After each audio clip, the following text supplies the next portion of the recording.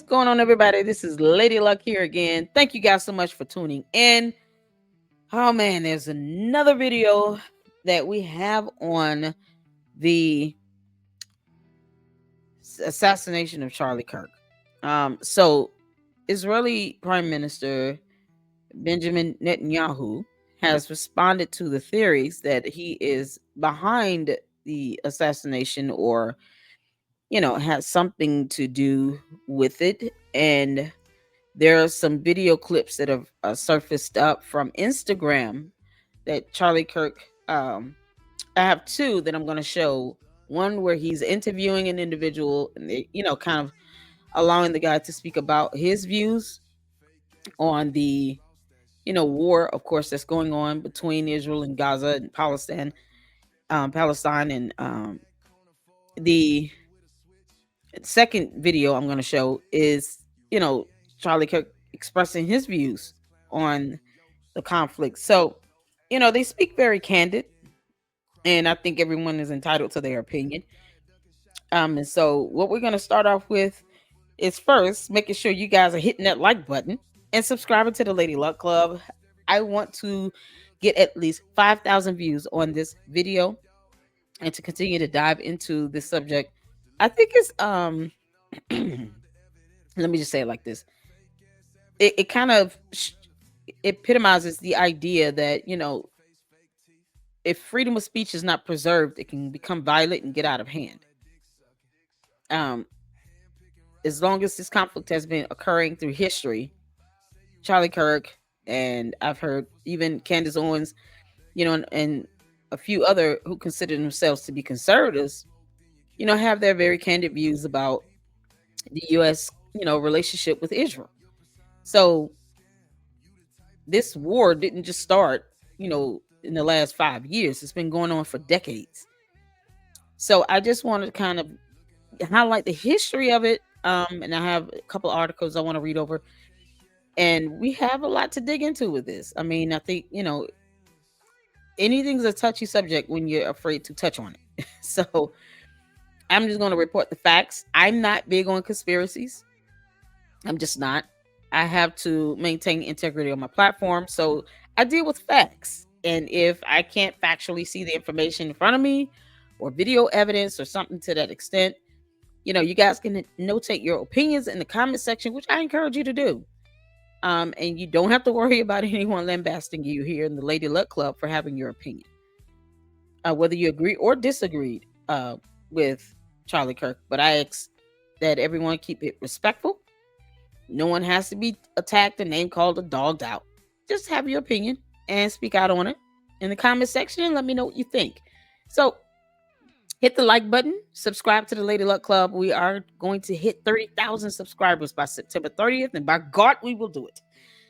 I thank God for, you guys being a blessing to me here in the LLC. There are over 1 billion users on YouTube, and you guys have chosen to check out this video and the content. So hit the like button. It's free to do. Subscribe to the Lady Luck Club. Let's help meet that target and goal.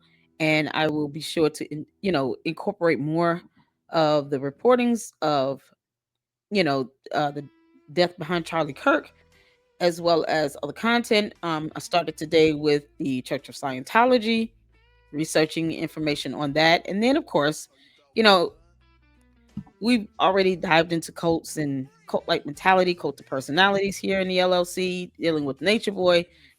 Trust me, you guys, there's so much more to come. David E. Taylor, I'm going to be reading over his indictment. He had a cult, religious cult going on, and it was kind of like a modern day slave trade. So there's so much information that's going to be flowing out of the LLC. So buckle up and get ready for it. And then consider becoming a member as well to the LLC. So let's get to it. I want to start off with this article that kind of gives some background information of the conflict timeline here. And I think it's important to kind of have a historical context of this, so that you guys can see, for as long as this conflict has been going on, Charlie Kirk, Candace Owens, and other conservatives are not the only ones that have had their views on Israel. So I personally consider myself to be a for American. I'm not Democrat or Republican. I don't allow anyone to box me into that. Nor will I be picking a side. You will be fine. Get over it. But I just believe in doing what's best for Americans. And the whole back and forth of Republican versus Democrat, that stuff gets old, and God will not be asking you about that on Judgment Day. That is not a prerequisite to get into heaven. God is not going to be asking you if you voted for a Democrat or a Republican. He doesn't care. All right. So just keep that in mind. This is from Education for the Council on Foreign Relations, education.cfr.org. And it kind of gives this Israeli-Palestinian conflict timeline. Who man? And so we're just going to go straight down to, I'm looking at how long this has been going on, you all. You can't make this up. So we're going to just go straight to the timeline here. You guys can check out this article as well for yourself. This will be, the link will be added in the description of the video. So starting back on November 29th, 1947, the United Nations General Assembly passes Resolution 181 calling for the partition of the Palestinian territories into two states, one Jewish and one Arab. The resolution also envisions an international UN-run body to administer Jerusalem. The Palestinian territories had been under the military and administrative control of the United Kingdom, known as a mandate, since the 1917 defeat of the Ottoman Empire in World War I. Civil strife and violence between the Jewish and Arab communities of the Palestinian territories intensifies. So this is the first start of it all. And I'm not going to read the information on every one. I just want you guys to kind of get an overview of this timeline here. May 14, 1948, Israel declares independence. So they declared their independence from the British rule, sparked by Israel's declaration of independence. The first Arab-Israeli war begins. And then, of course, several countries came together until 1949 with Egypt, Israel, Jordan, Lebanon, and Syria signed the armistice agreements. Okay, and this is hyperlinked, so you guys, when you're reading it, you can go and click on armistice, and it'll take you to that agreement. December 11, 1948, the UN addresses Palestinian displacement. So, of course, many wars oftentimes leads to refugees. People are fleeing the area because they're not trying to lose their family and loved ones, in a war. And that's something we're still experiencing today in real time with what's going on in Gaza and West Bank, because people are trying to flee the torn, stricken areas. Now you are creating refugees that are going to other countries trying to seek some sort of refuge and protection. On June 5th, 1967 through June 10th, 1967, there was the 6-Day War. Israel and several of its Arab neighbors fight the 6-Day War. Israel wins a decisive victory. It suffers 700 casualties. Its adversaries suffer nearly 20,000. So, as you guys can see, even after they gained their independence, more war pursues. November 22nd, 1967, UN Security Council resolution calls for Israeli withdrawal. So the UN Security Council passes Resolution 242, calling for Israeli withdrawal from territories occupied in the recent conflict and for the termination of states of belligerency and respect for an acknowledgement of the sovereignty, territorial integrity, and political independence of every state in the area, and the right to live in peace within secure and recognized boundaries. The resolution establishes the concept of land for peace. So, October 3rd, 1973, the Yom Kippur War. This is another Arab-Israeli war known as Yom Kippur War, the Ramadan War, and the October War. Is fought when Egypt and Syria attempt to retake the Israeli-occupied Sinai Peninsula. Sinai Peninsula and Golan Heights. These same areas have been, a part of conflict for decades. Same areas. Golan Heights, it's still fighting over that. Cold War tensions spike as the Soviet Union aids Egypt and Syria, and the United States aids Israel. So we all remember, I wasn't born in the 70s, but I do recall having to do, you know, documentation on this. And with the Cold War, people were building bunkers, okay, because they thought that the Soviet Union was going to launch nuclear war weapons over here to the U.S. So that had to be calmed down eventually. And September 1, 1978, the Camp David Accords. Israel and Egypt signed the Camp David Accords, which establishes a basis for a peace treaty between the two countries. On March 26, 1979, Israel withdraws from the Sinai Peninsula. Sinai Peninsula. And then you have December 1, 1987, first Intifada. An Israeli driver kills 4 Palestinians in a car accident that sparks the first Intifada, or uprising against Israeli occupation in the West Bank and Gaza. So you guys see here, this is now what sparks the war over the West Bank Strip in Gaza, which is still what is being fought over today. Still. Going back to December 1, 1987, where an Israeli driver kills 4 Palestinians in a car accident. Israeli driver did that. All right. This is history. This is what we're reading. So I think sometimes, people have to accept history for what it is. We're not rewriting history. We're going to relive it if we don't stop, but we're not rewriting what's already occurred. This is not a matter of someone's opinion. This is a fact. All right. So let's scroll down. July 31st, 1988. Jordan surrenders claims on the West Bank and East Jerusalem. So King Hussein of Jordan relinquishes his country's claims to the West Bank and East Jerusalem in favor of the claims of the Palestine Liberation Organization, PLO. In December the same year, PLO chairman Yasser Arafat denounces violence, recognizes Israel's right to exist, and acknowledges UN Security Council Resolution 242 and the concept of land for peace. So October 30th, 1991, the Madrid Peace Conference occurred.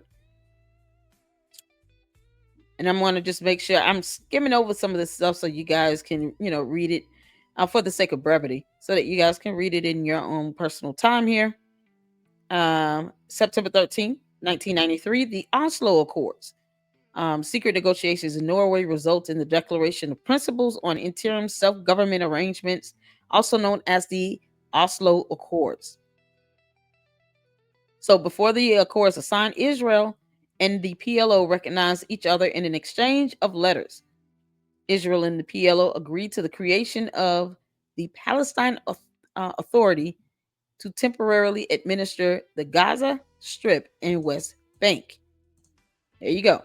Israel also agrees to begin withdrawing from parts of the West Bank, though large swaths of land and Israeli settlements remain under the Israeli military's exclusive control. The Oslo Accords envision a peace agreement by 1999. Oh, man. So allegedly they gave up in the Oslo Accords, the Gaza Strip and West Bank. What is the issue now? That's what people should be asking. Why is this not being upheld? May 4, 1994, the Gaza-Jericho Agreement. Israelis and the Palestinians signed the Gaza-Jericho Agreement, which begins implementation of the Oslo Accords. The agreement provides for an Israeli military withdrawal, here's history, these are facts, from Gaza and Jericho, a town in the West Bank, and for a transfer of authority from Israeli administration to the newly formed Palestinian Authority. Why is Israel still fighting for something they have agreed in 2 different accords so far to give up? I'm just asking questions here based on what I'm reading. I don't operate on theories. I'm just asking questions on the facts. October 26, 1994, Israel and Jordan signed a peace treaty. Israel and Jordan signed a peace treaty settling their territorial dispute and agreeing to future cooperation in sectors such as trade and tourism. This is Israel's second peace treaty with an Arab state. It accords special administrative responsibilities for Jerusalem's Muslim holy places to Jordan. Okay. September 28, 1995, Oslo II Accord. Because the first one didn't work, so they had to do another one. Israeli and Palestinian negotiators signed the interim agreement, sometimes called Oslo II. It gives the Palestinians control over additional areas of West Bank and defines the security, electoral, public administration, and economic arrangements that will govern those areas until a final peace agreement is reached in 1999. So here we are, July 11, 2000 through July 25, 2000, Camp David Summit. President Bill Clinton hosts Israeli and Palestinian leaders for talks at Camp David. And what came out of that, I don't know, because they're still fighting. September 28, 2000, the Second Intifada. Oh my goodness. All right, so Israeli politicians, including Ariel Sharon, a controversial retired Israeli general, visit the Temple Mount, Hiram al-Sharif. The Palestinians view the visit as an effort to change the status quo at the holy site. The ensuing demonstrations turned violent, marking the beginning of a second intifada. It will last until 2005 and be markedly more violent than the first. 4,000 Palestinians and 1,000 Israelis die. Jeez. March 27, 2002, the Passover Massacre. Terrorists killed 30 people at a Passover celebration at a hotel in the Israeli city of Netanyahu. I hope I'm saying that right. I'm sorry if I'm mispronouncing that. I figured it would be more like Netanyahu, like Netanyahu. But correct me if I'm wrong. As a result, the Israeli military reoccupies portions of the West Bank. So these massacres that occur after these many peace agreements, for some reason, leads Israel to reoccupy territory they agreed to give up in peace treaties. You see it right here. These are facts. So they reoccupy portions of the West Bank, including the city of Ramallah, where the Palestinian Authority is located and where Arafat has his West Bank headquarters. Why did they take that back? When they agreed to give it up. June 23rd, 2002, Israeli West Bank barrier building begins. Then they had some conflict at the wall, at the security barrier as well. So April 30th, 2003, Roadmap for Peace. I mean, look how long is, the UN and other countries around the world have tried to help garner peace between Israel and Palestinian government. Look how long. The quartet, an informal group created to pursue Middle East peace, comprising the US, Russia, the UN, and the European Union, puts forth a roadmap for peace based on the outline President George W. Bush offered in his 2002 speech. Roadmap lays out a plan for peace based on Palestinian reforms and a cessation of terrorism in return for an end to Israeli settlements and a new Palestinian state. August 15, 2005, Israeli disengagement with Gaza. Israel begins a unilateral withdrawal of settlers and military forces from the Gaza Strip. That's all I'm going to read from that because that's all that's very important. August 15, 2005, they withdrew. January 29, 2006, Hamas expands power in Gaza. Hamas defeats Fatah, a Palestinian political faction founded in 1950s, which was a long dominant faction within the PLO. In Palestinian elections, the U.S. and other countries suspend their aid to the Palestinian Authority because they consider Hamas to be a terrorist organization. Fatah and Hamas make a deal to govern the West Bank and Gaza Strip together. The deal quickly fails, and Hamas takes over the Gaza Strip in 2007. So they had some infighting. Just to sum that up. Oh, man. Wars cost people's lives and money and weaponry and all kinds of things. June 25th, 2006, Gilad Shalit taken hostage. Okay. So he was an Israeli soldier, says here. Hamas operatives kidnapped an Israeli soldier named Gilad Shalit on Israeli soil near the Gaza Strip, which is terrible. December 27, 2008, Israel attacks the Gaza Strip. Israel attacks the Gaza Strip following nearly 800 rocket attacks from Gaza on Israeli towns in the months of November and December.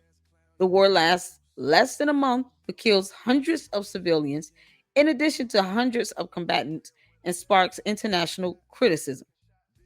July 28, 2013, negotiations face continued hurdles. Let's go down. April 23rd, 2014, tensions between the PLO and Hamas. Yeah, because I mean, you're taking Israeli military forces and holding them captive. I mean, come on. So PLO and Hamas signed an agreement to form a unity government. Tensions between the factions remain, however, no unity government is formed. So they did that for nothing. July 8, 2014 through August 26, 2014, Operation Protective Edge ensues.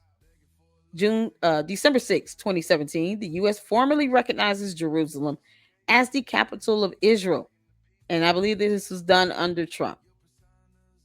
Yeah. Changing long-standing U.S. policy. U.S. President Donald Trump formally recognizes Jerusalem as the capital of Israel. He also pledges to move the U.S. Embassy from Tel Aviv to that city, though the move is not set to occur immediately. Numerous foreign leaders, including those of Egypt, France, Saudi Arabia, Turkey, and the United Kingdom, along with UN Secretary General Antonio Guterres, criticized the policy change. It also sparks protests and violence throughout East Jerusalem, Gaza, and the West Bank, as well as in Egypt, Iran, Iraq, and Jordan. In January 2018, Palestinian President Mahmoud Abbas declines to meet with U.S. Vice President Mike Pence during Pence's trip to the region. Yeah, I mean, you made him mad, so. March 25th, 2019, the U.S. recognizes Israeli sovereignty over the Golan Heights. So what, you just gave it to him? Trump administration recognizes Israeli sovereignty over the Golan Heights, which Israel had formerly annexed from Syria in 1981. The U.S. is the first country other than Israel to recognize Israel's sovereignty over the territory. Wow. January 28, 2020, Trump administration launches proposed peace plan. Yeah. September 15, 2020, relations between some Arab countries and Israel normalize. 2021, the entire year, because there's no month. 2021, Israel-Hamas crisis. Lots of attacks, lots of evictions, lots of taking over. Joe Biden administration helps mediate a truce and restores some U.S. aid and diplomatic contact with the Palestinians. 2022, deadly year in Israeli-Palestinian conflict. October 7, 2023, Hamas launches surprise attack on Israel, which was horrible. Absolutely horrible. September 17, 2024 through November 27, 24, Israel expands operations into Lebanon from an attack from Hamas. And this is from, Gaza. January 25th through January 2025 through March 2025. Ceasefire agreement proves short-lived. Yeah, that was supposed to be a ceasefire. And yeah, they were like, yeah, whatever. We grown over here. We do what we want to do. God. Okay. So far, that is the last noted as far as this timeline here. And yeah, this is something else.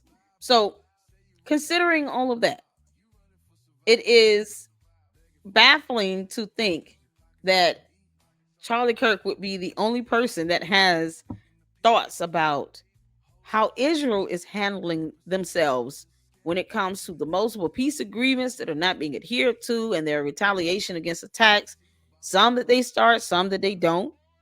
I mean, if you have an Israeli individual have a car accident, kill 4 people, you got to imagine that will start some sort of, you know, bigger act of retaliation here. But those are facts I just read. It's not based on theories. Those are facts. That is a part of history. And there's other information that you guys can research if you want to validate those dates. I just read the information as it was typed out. So let's get to this. This is Charlie Kirk. He did an interview, I want to say, with Dave Smith. So Jewish American comedian Dave Smith at the Turning Point USA event with Charlie Kirk over the weekend, giving his opinion on whether or not Israel is an ally to the United States or not. What is interesting about this clip, as well as the ones with Tucker Carlson from the same events, are it is very surprising that Turning Point USA and especially Charlie Kirk would even allow Smith and Carlson on the stage, because they probably were the only 2 people, along with Megyn Kelly, that went against Kirk's normal, highly pro-Israel stance. So we're going to check out this Instagram video here. Israel is not an ally. That is not an opinion that people hear a lot. Why is that? They have been constantly pushing America toward more aggressive policies, toward getting in more fights. And just like I always say, if you went out to the bar every single night with your friend, and every night your friend's trying to convince you to get into a fight, and while you're beating a lot of people up, you're also taking a lot of wounds, and you're going to jail, and you're getting in trouble, you got to stop hanging out with that friend. And so I think that, you know what? I also don't believe in welfare, and they shouldn't get another dime of U.S. taxpayer money, and they should not. So hold on. Their lobby should register as a foreign. That's a good segue. Finish that. And they should stop blackmailing our politics. Got it. So back to Josh. Wow. So that was Dave Smith views on, and he's a Jewish American, and that was his views on the American Israel relationship. Now, one thing I'm a firm believer in, if Israel claims to be able to have firepower to where they could hold their own, if they feel they need to attack or defend themselves from an attack, they shouldn't have to ask the U.S. to do it for them. They should be able to do it themselves. We should only be aiding if there are multiple countries involved, not when it's Israel versus the West Bank or Gaza, and they could literally dominate it if they wanted to with their weaponry, with the weapons that they have, tanks, firefighters, troops. If you're just going up against Gaza and the West Bank, if you're just going up against that, Israel could dominate it if they wanted to, if they don't get any assistance on the Palestinian end.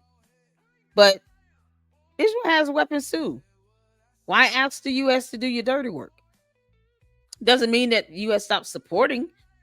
It's not going to lessen the support that conservatives and Christians and the executive branch would have for Israel. It just means that you know how to say, no, I'm not doing your dirty work. And if it's something going on to that extent, I don't need us to fight your battle for you. Don't you have weapons over there?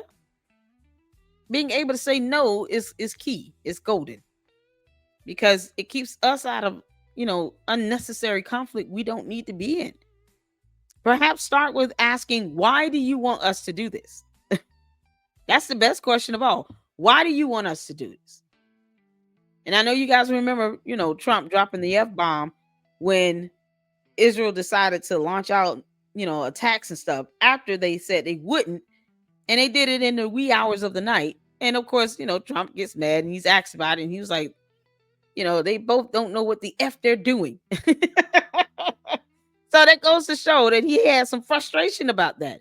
So how do we quickly forget about that? That Trump himself was frustrated over what Israel did. Let's not forget about that. Let's not glaze over it and overlook it.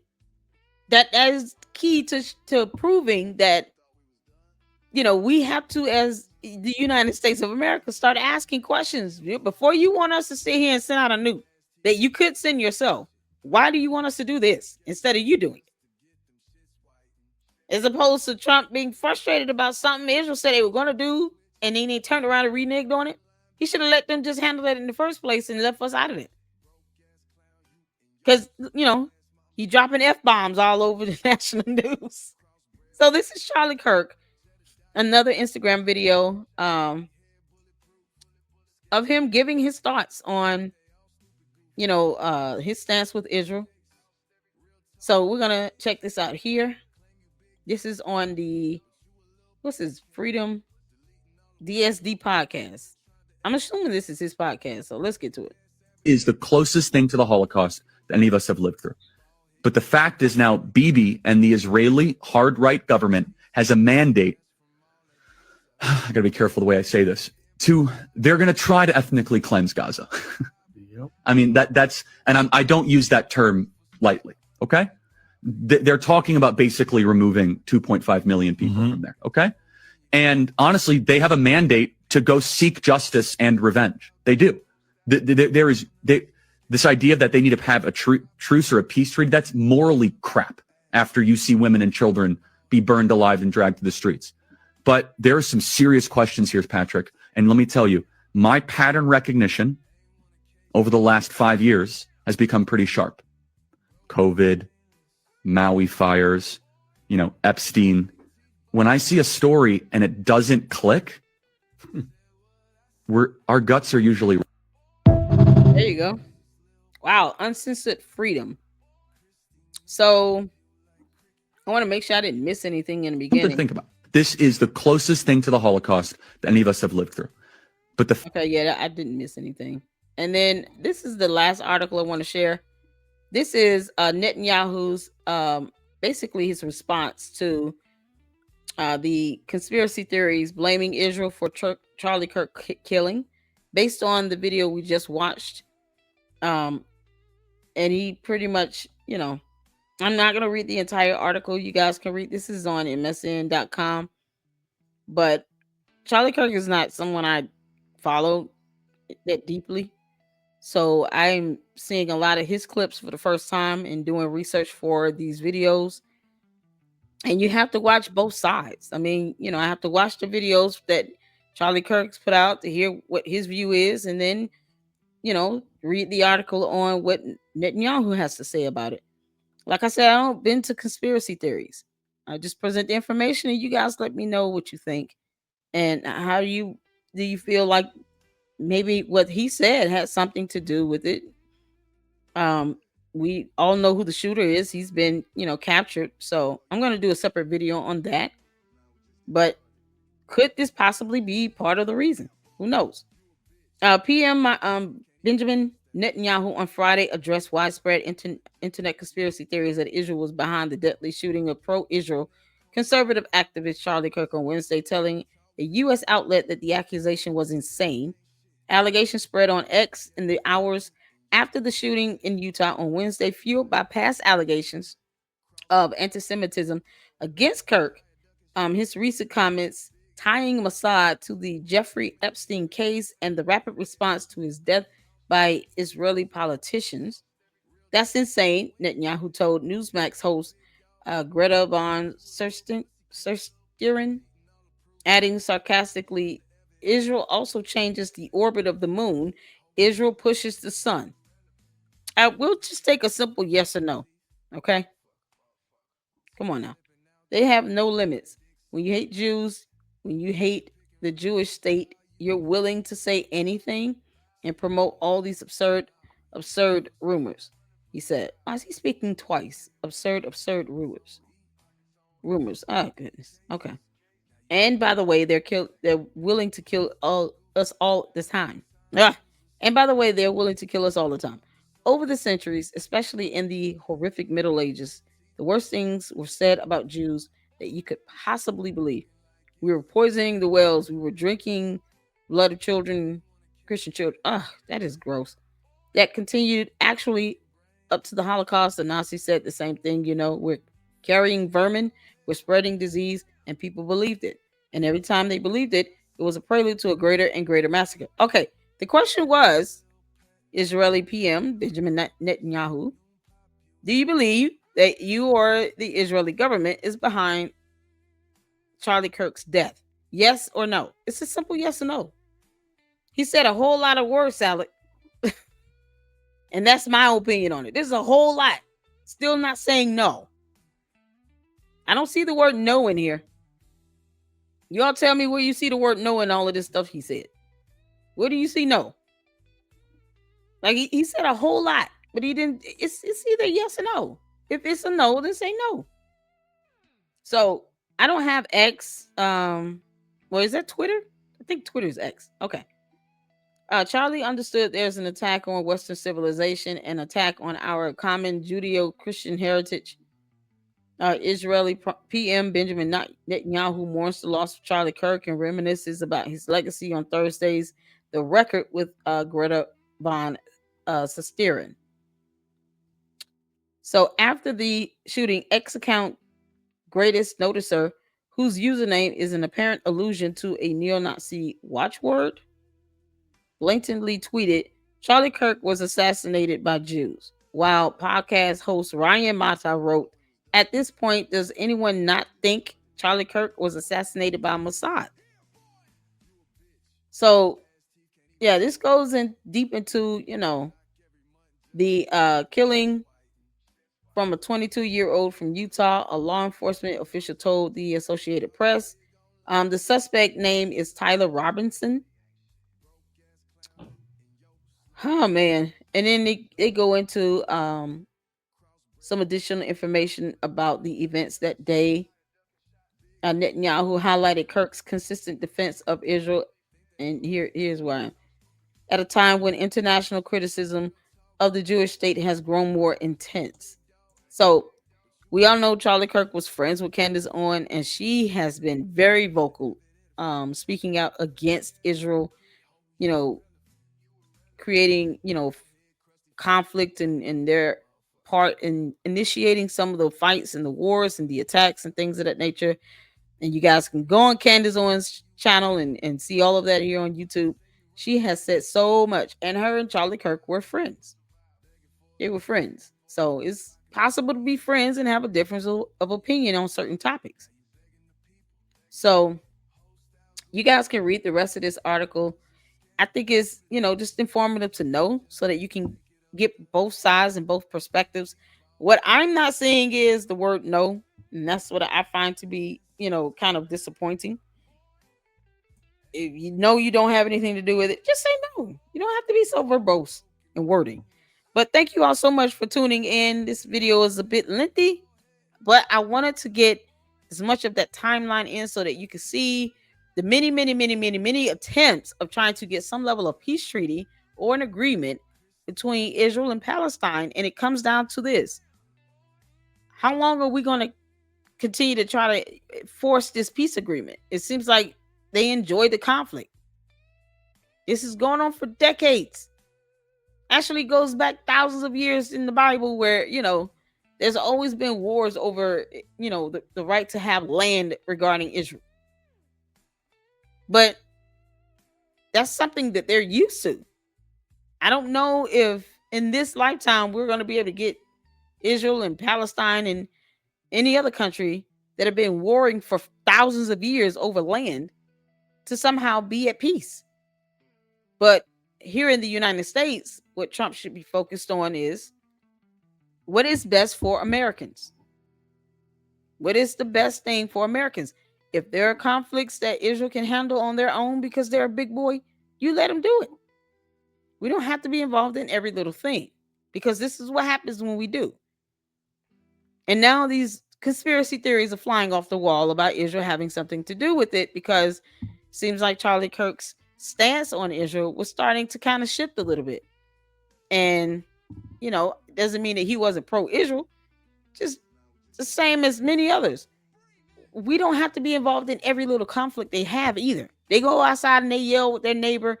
We don't need to sit here and try to resolve that. They need to learn how to stop going outside and having conflict with their neighbor or engaging it. Now, if it's something large scale where it involves some level of, assistance from other countries, that's one thing, especially if the Palestinians get assistance from other countries. But we have to be able to assess the situation, determine whether or not we should even get involved before we do something crazy like strike a missile on their behalf. And when they have weaponry themselves, they have firepower, they have nuclear arsenal, they have that in Israel. So, being one where I'm not either Democrat or Republican, I'm neither of those things, because God is not going to ask me about my voting record on Judgment Day. I think this, being more neutral and having to look at it from both sides, and then what's logical, and using wisdom, I think is the best way to view this. So I wish he would have just said no, but all that word salad is just me personally. I don't have a temperament for word salad. But I hope you guys enjoyed this information. Make sure you guys hit the like button and share, and check out more content to come. I've actually covered the anatomy and the logistics of the killing of Charlie Kirk, and a couple of videos on the channel. So if you guys can check that out, they will be tagged. That would be greatly appreciated. And I thank you all for the support. Make sure you check the description as well for the links to the videos and the information that I presented here in the video today, as well as the products that are tagged with our partnership with Dr. Squatch Products. Dr. Squatch soap, deodorant, and toiletries for your young men to have them feeling fresh and clean and smelling good. Make sure you purchase some Dr. Squatch products that will be tagged. And if you purchase products tagged in the video, I do receive a commission on the sales. So purchase some soap, and that would help the channel, and the profits of that goes back to the channel. Thank you all so much. And we'll be moving forward with doing more content and diving a little deeper into the the connections on all of this, and hopefully this can make sense. But I'm going to stick to the factual basis of it and not the conspiracy theories. Okay? But either way, thank you all so much for listening. And until the next one, Lady Luck Club out. Deuces.